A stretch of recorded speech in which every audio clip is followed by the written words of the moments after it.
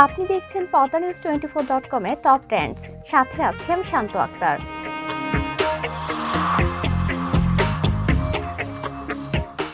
ঘুমের মধ্যে কোনো কারণে ধুলো বা ময়লার সূক্ষ্ম কণা, চাদর বা বালিশের খোলের রোয়া যদি নাকের মধ্যে ঢুকে যায়, স্বাভাবিকভাবেই হাঁচি চলে আসে। ফ্যান চললেও এই তীব্র গরমে সারা রাত গরমে ঘেমেছেন, ঠান্ডা লাগার কোনো লক্ষণই নেই, তবু ঘুম থেকে উঠতেই হঠাৎ একের পর এক হাঁচি।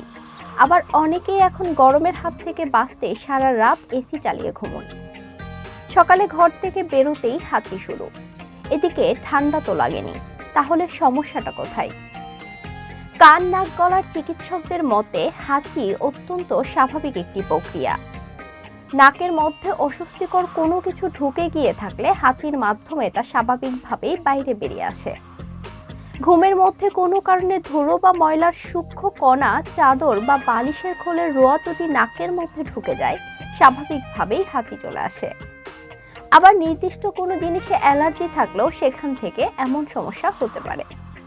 চিকিৎসার পরিভাষায় যার নাম অ্যালার্জিক রাইনিটিস। এছাড়া আবহাওয়ার পরিবর্তন খুব একটি বড় কারণ। ঘরের মধ্যেকার ঠান্ডা থেকে হঠাৎ করে বাইরে বেরিয়ে পড়লে সেই পরিবর্তনের সঙ্গে খাপ খাইয়ে নিতে পারে না শরীর।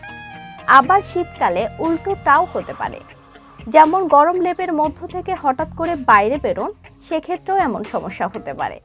তাই ঘর থেকে বেরোনোর অন্তত আধ ঘন্টা আগে এসি বন্ধ করে সাধারণ তাপমাত্রায় আসার চেষ্টা করতে পারলে ভালো।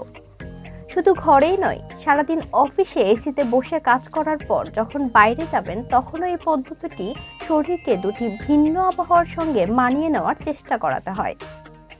এই সমস্যার হাত থেকে মুক্তি পেতে কি করবেন? চিকিৎসকদের মতে সারা রাত এসি চালিয়ে সকালে ঘুম থেকে উঠে বাইরে চলে গেলে অনেক সময় একের পর এক হাঁচি হতে থাকে। এই সময় শরীরকে ঘরের ভিতরের এবং বাইরের তাপমাত্রার তারতম্যের সঙ্গে খাপ খাইয়ে নেওয়া জরুরি। আবার বাইরে চড়া রোদ থেকে এসেও হুট করে ঠান্ডা ঘরে কিন্তু ঢোকা যাবে না। এছাড়া যদি অ্যালার্জিজনিত সমস্যা হয়, সেক্ষেত্রে বিছানার চাদর, বালিশের খোল 2 দিন অন্তর বদলে ফেললে ভালো। padmanews24.com এর নিয়মিত আপডেট ভিডিও পেতে আমাদের ইউটিউব চ্যানেলটি সাবস্ক্রাইব করে বেল আইকনটি ক্লিক করে রাখুন। ফেসবুকে আমাদের ফলো করুন, facebook.com/padmanews24।